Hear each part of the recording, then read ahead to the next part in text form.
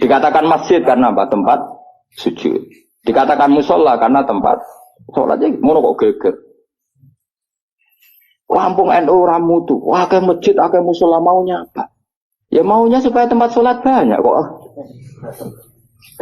Kok geger. Di berkurang romanane tapi seneng Islam. Kok macam.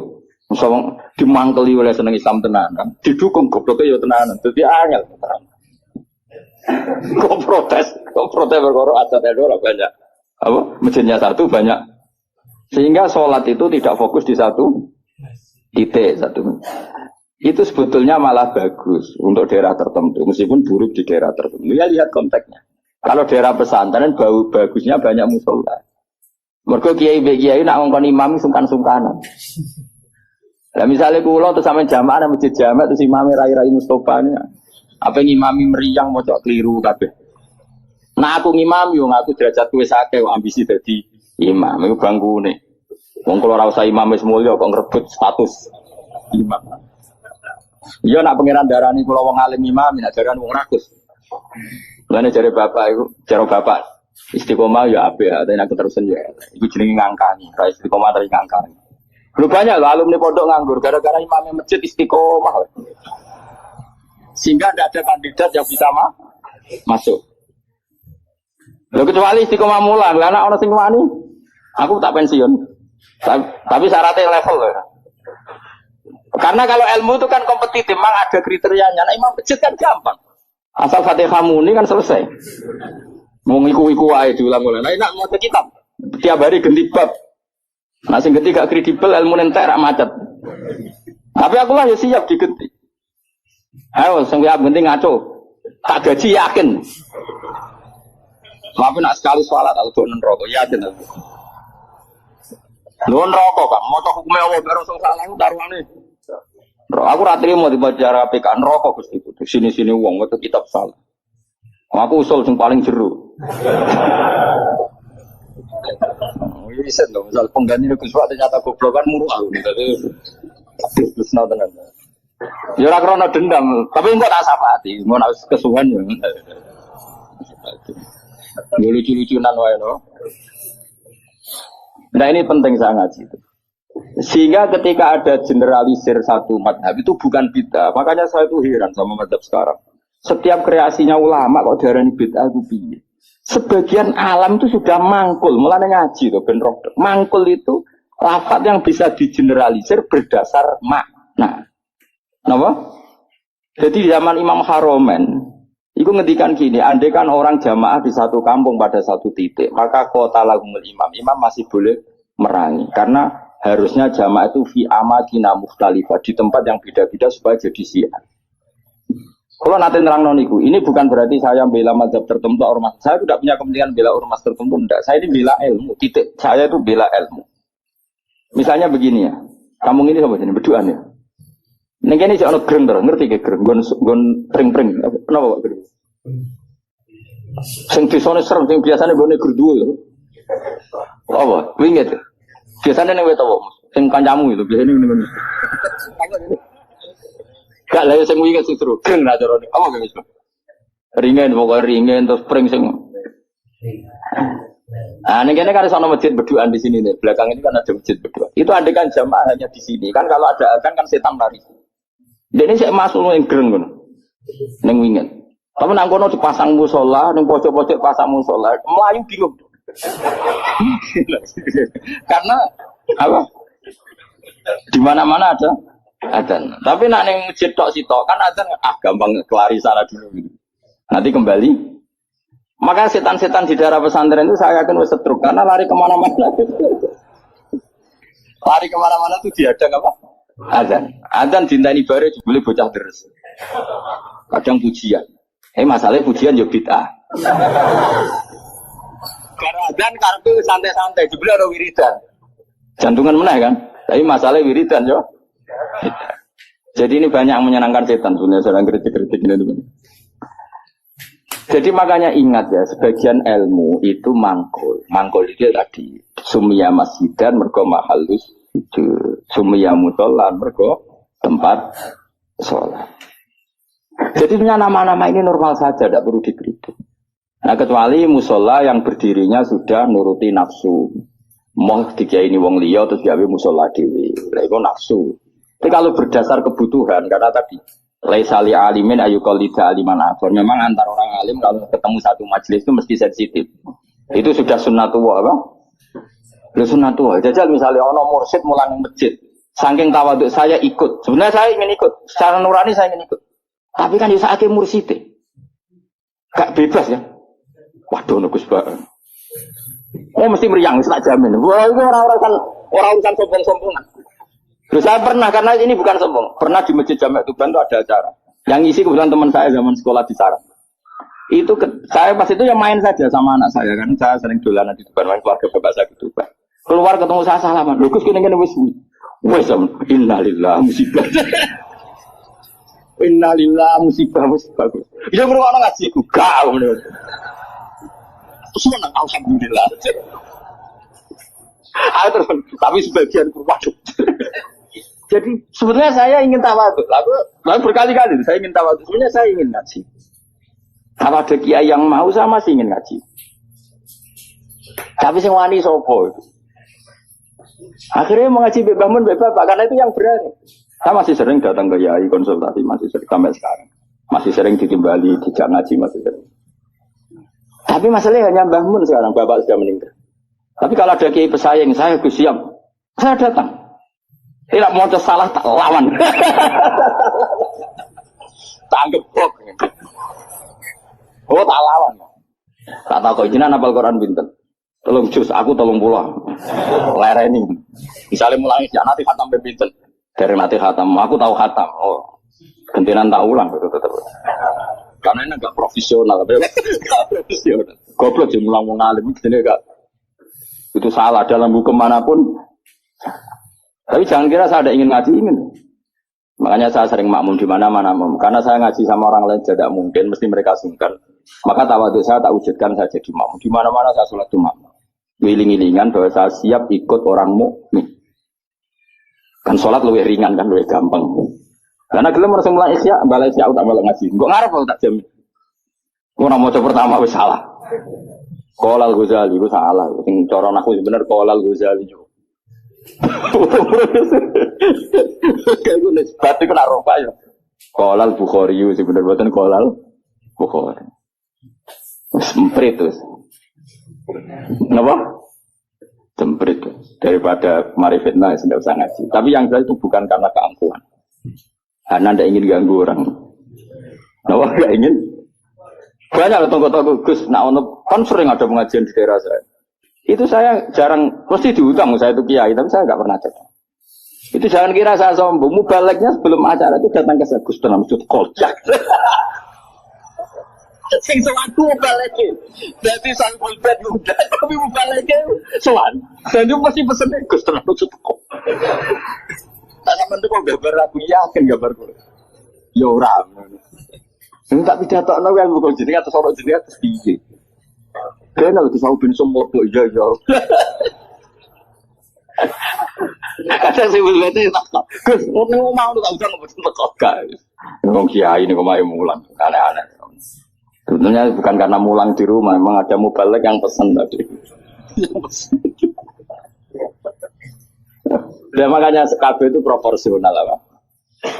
Saya ulang lagi, ini kembali ke mangkulan. Mubalihun maknanya orang yang menyampaikan, karena bala wa yubalihu tablihun. Terus penyampai itu disebut mubalih. Semua itu ada, makanya imam dikatakan imam karena panutan di depan, maka disebut imam. Orang alim jemenenge juga imam karena panutan dalam ilmu al-imam al-Ghazali. Itu bukan imam sholat, tapi imam panutan ilmu. Tena Imam Mustafa, Imam Masrif, orang. Jadi itu semuanya itu ada. Ya makanya, terus sekarang ketika ilmu digeneralisir dari bid'ah itu kacau. Karena ilmu itu pasti tergeneralisir. Karena ini lafaz sing selalu melahirkan satu model. Karena memang lafaznya umum. Umum dari alam manghul. Jelas ya. Dan misalnya sunnatu Rasulillah, maknanya perilaku atau ilmu atau rumus yang pernah dikatakan Rasulullah. Di antara rumusnya Nabi, misalnya yasiru wala tuasiru, bikin mudah jangan bikin susah. Sehingga kita sebagai ulama ya gak wajibno wiridan, supaya gak wiridan ya monggo. Tapi yang menyariatkan wiridan timbang bar sholat langsung habinan ya tuh wiridan. Ya sudah gitu aja. Tapi yang kubu sebelah enggak, wiridan enggak ada hadisnya. Masa tukang kritik itu ya enggak ada hadisnya. Nabi tidak la'an, tidak tukang kritik, tidak tukang la'an. Tapi terus kowe kiai mursyid terus semangat wiridan, santri ku nak ra wiridan ra santri ku yo keliru. Kowe nabi tapi ya aturan. Wong pengiran wajibno kowe kok. Wajibno. Cara kitab Sulam Taufik kriminal besar ijabu malam wajib mewajibkan sesuatu yang tidak wajib. Itu kriminal besar dalam ilmu fikih. Mewajibkan sesuatu yang tidak wajib karena berarti musyarek bikin syariat baru. Makanya di pondok saya itu saya senang sebagian santri wiridan. Sebagian malah tak kandani sing rada guri, nak ben bubar. Ya sunat ben go iling-iling kan agak wajib. Nah dulu ngaji di sarang imamnya sudah Mbah Mun separuh musala bubar. Di Lirboyo saya berkali-kali makmum ya separuh masjid bubar. Go iling-ilingan nak wiridan tidak wajib, tapi separuh ya ikut wiridan. Iling-ilingan nak wiridan sunat. Atau koyo pondok-pondok sing fanatik wiridan koyo berdoain itu ya berat. Ono sing wanti wiridan kita, tapi ora anti HP. Bar salam wiridan ra oleh tapi nyalakan HP. Oleh iku hadis endi. Misale takon hadis. Wong ora usah ngono biasa wae. Kaya kula nek biasa wae. Ketemu sampean seneng, ketemu biasa. Ngene-ngene titipane Kanjeng Nabi Muhammad sallallahu alaihi wasallam. Kanjeng Nabi kabudut wiridane ummati. Jadi sing dipenggali Nabi umat. Lah kula agar memantau sampean ora situ. Ngrene hadis ummati. Mangkel lah di depan Kanjeng. Kene mangkel lho. Nabi piye nah. Dulang ini ya ono ya ora ono berita alim top. Terus nandingi aku tau nak partai politik lho pinter. Nggak kader pinter, ketua umum dia anak buah, gang sedelok harus digusur ketua umumnya. Mereka anak buah luwih pinter, jadi cepet gaya generasi cepet. Kiai itu kelambatan. Partai politik, ketua umum biasa gak digesir anak buah. Berarti cepet kan oleh gaya minter noy. Minter bodoh ini bora ora pokoknya terus tempat pinter. Gusur kadang ketua umumnya dikudet. Itu pinter tak goblok. Pinter tapi madorot. Pinter tapi madorot ya. Ya jelas ya, jadi namanya Nabi dipilihkan Allah. Makanya kayak kaget nak ono orientalis bilang nggak ada di Taurat itu kata Muhammad Ahmad. Muhammad Ahmad itu kata mangkul, apa? Kata mangkul. Maknanya mangkul itu maknanya. Dan di situ memang ada makna-makna yang jelas menunjuk ke Rasulullah Muhammad Shallallahu Alaihi Wasallam. Jelas ya, terus bener. Ini setelah lah pangeran nggak benar. Terus masalah salah ini yang perlu terang. Ini yang perlu terang. Nabi itu kalau salah itu tidak kayak kita. Kalau kita kan salah beneran. Ya salah beneran ya salah bakat. Jadi kira kepen salah ya tetap salah. Jadi bakatnya itu salah. Tapi kalau Nabi salah itu mendidesain Allah supaya nanti jadi syariat. Kalau Nabi nggak pernah salah maka syariat ini nggak akan terjalan. Misalnya Nabi Yusuf pernah ditakdir sekamar dengan Zulaikha. Ditakdir sekamar dengan Zulaikha. Ya sama rasa takut caranya dia kok iso sekamar. Gue mesum temen gue. Itu ditakdir. Apa?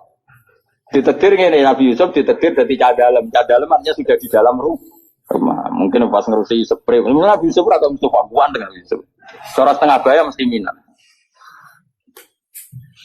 Singkat cerita Zulaikha tertarik terus narik Yusuf ke kamar terus ingin dijak begitu. Yusuf gak mau terus lari. Ya sudah. Akhirnya kita punya syariat. Syariat ketemu setengah bayar sahabat adalah lari. Ya sudah seperti itu. Kau ora usah bayangno. Nabi kok sak kamar mbek wong wedok itu didesain Allah sedemikian rupa supaya ada syariat cara lari, cara hanya diceritakan Yusuf lari. Nah kemudian yang namanya lari itu kalau mau dijambak atau ditarik mesti kena gamis yang belakang. Nah itu beda dengan Nabi Yusuf nakal, posisinya madem mesti kena kamus yang depan, berarti minat deh. Makanya itu yang dipakai ukuran ingkana komisu kudamin kubulin fasodakot wawa minal kadibin wa ingkana komisu kudamin tuburin ya fakadabat wawa minal sotikin. Jadi sebetulnya ilmu reskrim itu ilmu kriminal itu sebenarnya ada di Quran. Kalau yang namanya orang lari terus ditarik mesti kena belakang. Berarti bukti Yusuf lari menghindar. Tapi nak misalnya Yusuf di situ ngapain? Suwe. Paham ya? Makanya ilmu kriminal berdasar forensik itu sebetulnya gampang, pasti bagi ahlinya gampang. Makanya Nabi di sini senang gojol-gojol kan? Gojolnya Nabi tapi pinter tadi. Anak Nabi Yakub itu pinter kabeh. Ketika sudah menyemplungkan Yusuf dia bahwa ya batil jub, nanti bilang ke bapak bahwa dia dimakan serigala, nyari hewan, entah hewan apa saja, terus darahnya dilumerkan ke bajunya Yusuf. Ya, terus ayo datang pura-pura nangis, masukkan wajah ala komisi bidamin gadin. Dan juga mereka datang isya ayabun di waktu sore sambil apa? Menangis. Jadi coro drama wis sempurna. Tapi ketika dia cerita ini Yusuf kita main terlena terus kemudian dimakan apa? Nabi Yakub delok baju ternyata utuh. Dari Nabi Yakub boleh goceng. Cek berperadabannya serigala itu. Mau makan anak saya aja baginya dicopotin dulu. Betapa berperadabannya. Cek api akhlaki serigala itu. Maksudnya apa? Apa mangan anakku kabinnya dicoplok isi. Terus dari dulur-dulur Yusuf, mau kok lali ra diwek-wek sih. Iya, kok iso lali lu. Makanya jadi mitos apa kejahatan tidak ada yang sempurna. Jadi bajunya kok utah. Memangnya dia utah ora ono serigala. Mulane cek dari Nabi Yakub cek sopane apa? Serigala iku apa mangan apa? Anakku wae kabinnya dicoplok. Jadi itu bukti. Makanya data forensik itu ya ada di Quran. Yang satu cerita siapa? Yusuf. Yang satu cerita siapa? Yakub. Nah, tapi semua nabi itu didesain salah. Makanya masyhur hadis apa loh hadis ini? Ma kuntu ansa walakin unassa li asunna. Ma kuntu ansa walakin unassa li asunna. Tentu salahnya nabi dah kayak terus jauh zina maling itu enggak. Mesti salah-salah dalam manhaj. Enggak mungkin nabi itu maling atau zina. Salah dalam manhaj. Misalnya gini. Nabi pernah kan sholat duhur, kila asar, makanya antara duhur dan asar. Keyakinan saya sih duhur, ya, tapi bisa aja asar. Tapi di semua riwayat memang kalau gak duhur ya asar, hanya itu. Nabi sholat duhur gitu, terus setelah 2 rakaat salam. Kira iso ngritik, Nabi kok sholat lali, Nabi opo. Mulane kira jadi kiai lali biasa wae, Nabi ya tahu lali. Mulane kira sholat biasanya umumnya salah wong-wong tambah atau kurang. Umumnya imam-imam. Kurangnya dasar harus males sholat. Gak tahu bonus itu. Berarti ketara itu mental asli ini. Walhasil Nabi itu sholat hanya berapa? 2 rakaat. Setelah itu salam. Salam Nabi setelah salam ya kundur. Tapi bukan berarti kira wiridan itu rasa bayang no. Pokoknya Nabi bersolat itu kundur. Nah cara Endo sendiri itu bersolat wiridan mulai. Nah cara kubu sebelah ya bersolat salam kundur. Ya raro model raro kok nebak. Sebener sih. Ayo sebener sih. Kode raro ya. Menawa nak Endo ceritanya Nabi bersolat wiridan mulai. Nah sing kubu sebelah bersalam kundur. Bener sih. Kode raro ya. No. Jelas wiridan ora wajib. Ya ora haram. Nabi kondur. Setelah di pintu karena rumahnya Nabi kan bergandengan dengan masjid. Setelah di pintu ini sahabat-sahabat yang terdidik, namanya terdidik itu ya sahabat-sahabat elit kan sudah punya akhlak. Yang kurang punya akhlak tentu sahabat awam. Ya Rasulullah, aku sirati sholatu amnasita ya Rasulullah. Tadi sholat model baru apa memang kau lupa? Kalau model baru baguslah, mulai besok kita sholat duhur itu 2 rakaat. Karena artinya kan nasamanso, ternyata sholat terkini itu 2 rakaat. Makanya tanyanya aku siroti sholatu amnasita. Ini sholat duhur mulai menjadi pendek hanya 2 rakaat dan itu bagus kan? Atau memang kau lupa? Nabi balik kanan masih di pintu. Nabi masih jawab kullu dzalika lam yakun, itu semua agak terjadi. Terus Nabi ragu lagi. Kembali ke mihrab. Mihrab itu ya kira-kira imaman lah. Terus menghadap fa'aqbala alal hadirin menghadap ahaqqun maqalahu dzul yatin, apa yang dikatakan dzul yatin tadi benar. Nah baru akabiru sahabat papan atas jawab semua. Naam ya Rasulullah, yang dikatakan dzul yatin itu benar. Tadi engkau sholat hanya 2 rakaat. Nabi lalu takbir hanya menambahkan 2 rakaat. Ya sudah terus selesai. Itu menjadi satu ilmu bahwa seseorang yang lupa dalam sholat cukup menambahkan 2 rakaat. Dan kalam omong-omongan di tengah-tengah sholat dengan kasus seperti itu tidak membatalkan sholat. Yaitu jenis apa? Makuntu ansa walakin unassa li'asunnah. Saya itu tidak pernah lupa, tapi sesekali ditakdir dilupakan sama Allah supaya bikin sunnah. Qadha juga pernah. Qadha itu dosa besar, tapi Nabi pernah qadha sholat. Suatu saat dalam perjalanan Nabi ngendikan gini, ya Bilal, saya ini ngantuk sekali. Sudah 3:30 pas itu, dalam banyak riwayat kira-kira 3:30. Terus kata Nabi, ikla alanal, ya Bilal kamu jaga saya. Saya nanti kalau subuh bangunin. Kata Bilal, ya Rasulullah silakan sare istirahat. Kita Bilal yang jaga. Nabi sare betul. Terus Bilal tahajud. Semua alaman itu tahajud. Setelah tahajud, jadi Nabi ini sare, Bilal tahajud. Nah ini tahajud, terus aku mau luhur. Tahu, ada cerita santri ini tahajud, dia ini tuh. Makanya aku ya Gus Ba, kalau seorang tahu tahajud, aku anut riwayat, Nabi sare, Bilal tahajud. Mau aku iso ngaji, kok nyalung iso ngaji. Seneng mau nyoal, ya mana. Kabeh tareh di hati-hati Nabi sare, Bilal. Aku anut itu. Jadi aku turu, Mustafa. Kamu kajian ini tetap pakai aku. Mau ilmu aku kan untuk royalti, no? Royalti ganjaran. Setelah Bilal sholat tahajud beberapa saat itu keturun bisa. Keturun terus kita kata-kata semua riwayat hadis, fama qadzatni illa syamsu atau illa harus syamsi. Kita tidak terbangunkan kecuali oleh sengatan matahari. Ya kalau sampai nyengat itu kan kira-kira sampai 7:30 atau jam berapa sudah agak panas. Tentu nggak bisa jadi dalil. Kalau nuruti sunnah Rasul sekali-kali kodok dong, seperti Nabi. Kalau kamu ingin persis Nabi, kali-kali kodok dong persis. Dan harus di gua dong, jangan hotel. Karena Nabi kodoknya di gua, bukan di hotel. Nah, kepengen persis sunnah Nabi. Singkat cerita terus Nabi bangun, terus gojol Bilal. Nabi masih sempat ngendikan, ya Bilal, kenapa bukankah engkau janji mau membangunkan kita? Tapi Bilal santri yang tinggal itu sebeling. Yang tinggal jadi ini. Akhodani ma akhodatkan. Saya ngalami sesuatu yang seperti engkau alami. Berarti maksudnya Nabi gitu mas. Santri repot. Santri separah berarti. Ora usah takokno le Nabi, apa yang saya alami ya bersih aja dengan. Oh jinar si Nabi ya kau tuh normalnya pulang. Lalu ada santri beling cangkem elek itu biasa wae. Wis kunane kuno ya. Kulo sering dibantah Mustafa tapi ora tak guyu. Anggepe Bilal sani to. Bilal. Wong irenge ya padha mlarate, padha. Suarane ora padha. Bilal suarane apik ora koyo kowe elek. Bilal nek sadan wong nangis kabeh. Nangis baru. Kalau kowe adan kan wong nangis kenes ora ono liyane ta.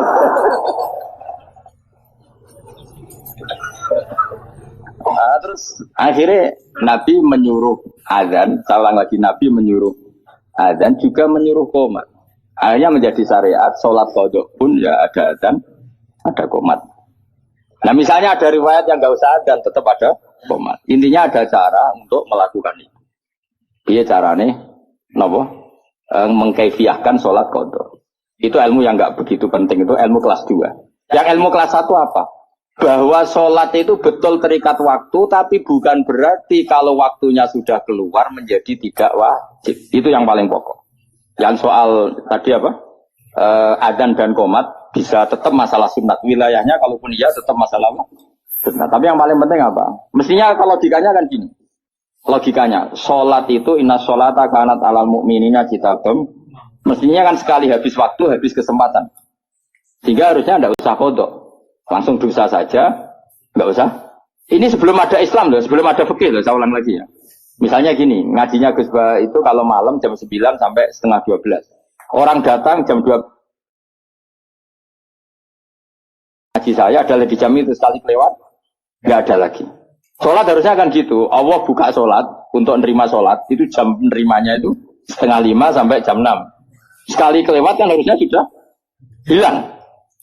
Andekan tidak ada peristiwa itu. Apa? Andekan paham dong ya? Gara-gara peristiwa itu akhirnya tersimpulkan jam sholat habis pun tetap wajib. Buktinya Nabi tetap sholat. Jadi nggak bisa dipraktekkan kayak jam buka dokter. Kalau jam buka dokter sekali kelewat jam kan ada sudah bisa periksa. Ini kan jam Allah menerima sholat, terus kelewat berarti tidak usah sholat. Itu terpatahkan dengan cerita riwayat Nabi pernah kodok. Dong ya. Coba kalau Nabi nggak pernah kodok. Terus ulama cara istihad gimana? Bagaimana kalau sholat itu waktu sudah keluar? Apa tetap sholat kodok? Apa tidak sholat? Nggak ada sunnahnya, nggak ada tuntunannya kan terus. Iya tak? Kalau nggak ada tuntunannya terus biasanya milih rasa sholat kan tuh. Kilo-kilo. Saya ini sidik-sidik kan nggak ada tuntunannya. Loh ya misalnya ada peristiwa itu, kemudian ada orang kok turun ngeblok lewat, hukumnya gimana coba? Harus sholat pada waktunya sudah lewat. Apa tidak perlu sholat kayak dikiaskan praktek dokter tadi? Pikiran teman. Orang tuntunan nih, orang hadis sih. Pasti ulama bingung kan? Kecuali yang PD goblok PD, tapi sing waras maksudnya. Nah, goblok PD ku penak wae lho. Ora tau ngaji nek ngomong fikih kok PD ini pol. Saya jeneng bodoh PD. Kan enggak banyak pertimbangan. Wong alim mesti mamang kan, apa ngomong kene ono hadis iki, ngomong ngene hadis iki kan terukur. Wong bodoh kan oh, seragakan pikiran, ilmune ya samune iku tok. Enggak, misalnya ada peristiwa itu, kamu sholat, kamu biarkan buka jam praktek dokter apa jam sarapan? Nah, jam pakai kias dokter berarti sekali kelewat jam gak ada bisa. Barokahnya hadis itu dan barokah lalinya Kanjeng Nabi itu menjadi kita ngerti nak sholat terus keluar waktunya ya tetap wajib. Itu yang paling pokok. Itu artinya Allah ngendikan Allah neng kekasih we salah we barokah. Intinya kitab ini mesti Allah neng kekasih salah we barokah. Apa meneh gak salah. Nah kowe gak bener we salah apa meneh. Kowe bener we salah apa meneh. Salah emang. Misalnya kayak istiqomah nyemam masjid, itu istiqomah tangan kami masjid. Ya kowe bener wae. Salah kaya ana wong seneng silaturahim ngalor ngidul sowan gurune, tak ana bojone. Men keluyuran nek duit dikekekno kiai lali anak bojo bar. Wis mulane kula salam tembak santri ku susah. Mulane kula nak salam tembak sugih seneng. Ora kok perkara seneng wong sugih, relatif duit luwian. Nek salami wong melarat iki dhuwit heroik iki. Dhuwit nyawa ya. Dhuwit jatah bleras jadi salam nempel kiai. Mulane kadang-kadang kowe jogeman gedeng kiai tetep wong alim. Wong alim sakjane kesunatane kiai malah kancaran wong sugih. Dadi nek sing dikekno iku dhuwit luwian. Nek dhuwit kok Mustofa iku dhuwit jatah beras. Iku rawan haram, perkarane iku dhuwit nyawa, paham ya? Ya tapi saiki wong LSM ra iso ngaji, ora kiai kancaran sugih kiai milih wong sugih anti wong melarat. Masuk tak pasute ora ngono dul. Paham ya? Justru itu bahaya nek kiai nampa sedekah kok wong melarat iki dhuwit-dhuwit nyawa. Jatah sangune anak, jatah beras, jatah. Nah dhewe wong sugih. Wong bolak-balik sangone wong sugih. 1 juta, tak kok lho kok kathah. Kulo nan kiai itu tak kok kok kathah. Niku dhuwit parkir wis kulo nak teng Jakarta seminggu entek 1 juta mau parkir. Itu mesti duit luwian. Tapi kalau santri melarat salam template, piti ekuru tito.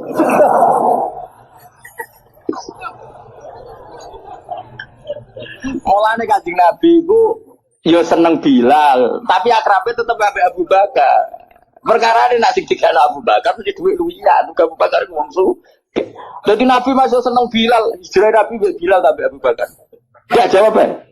Mergo Abu Bakar sanggup sak kepes duit. Jadi iku jadi luwih ya. Ditakoki Nabi lah sing mbok gowo kok akeh sing kok malu ya akeh aman kan. Sing ditinggal yo aman. Kok aja bilang.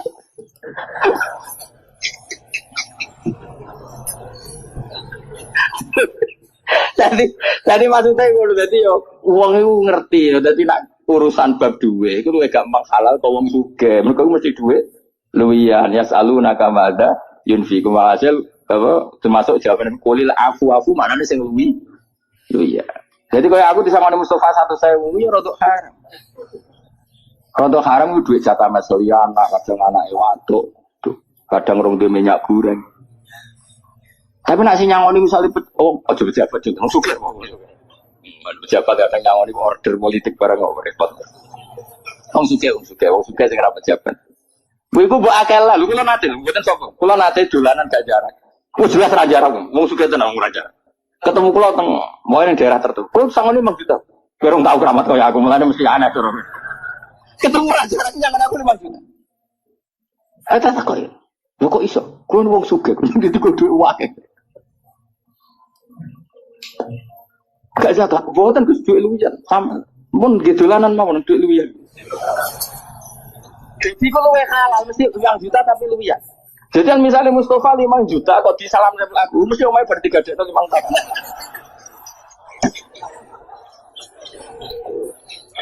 Ya mesti ya setengah haram loh. Maksud dia kok nombor hasil gajian apa? Ya itu sirine kenapa Nabi ya seneng wong fakir tapi ya fi halatin dalam satu momentum. Ya seneng wong sugih dalam momentum yang lain. Mulane rapat perang Khandaq ya ambek Abu Bakar, Utsman sing sugih-sugih. Bilal gak melok rapat. Tapi ndak ada ngongkon Bilal. Kan wong gak wong sugih wae suarane rapat dibanter. Mulane jare ya mesti dadi ke muadzin ya. Ya dadi apa? Bilal. Ini suara melek. Jadi akhirnya koyo Utsman yo ora koyo Bilal. Yo ora lawala bahasa Arab. Jadi wong kudu ngerti, wong aja geman kritik kiai kok kancaran suge-suge tok, malah normal ngono. Mergo misale wong suge daerah kene Jakarta, kan anak bojone diting aman to ora? Aman. Nah wong melarat daerah kene Jakarta 3 dino. Mulai dipisoi wong akeh. Mergo janjian macul ning wong suge. Wis kadung dikeki dhuwit. Melanggar gak macul wis diamuk. Bojo wae tagihan wis musibah akeh. Yo ngerti yo. Jadi kabeh DL mu. Ora kok bebas kiai. Lah kecuali kiai sing pancen nakal, mau kancaran sugih tok anti wong melarat. Nah ulama ndak akan seperti itu. Proporsional kok. Proporsional. Jelas ya. Bocah orang ngono. Dari salahin Nabi kuwi mau salahin Nabi iku dadi sunnah. Intine Allah iku ngendikane Ibnu Hajar Al-Asqalani, Allah cek senenge mbek Nabi. Wong pas salah wae dadi baro kayak kodok subuhnya Kanjeng Nabi. Akhirnya kita tahu meskipun kodok tetap wajib sholat.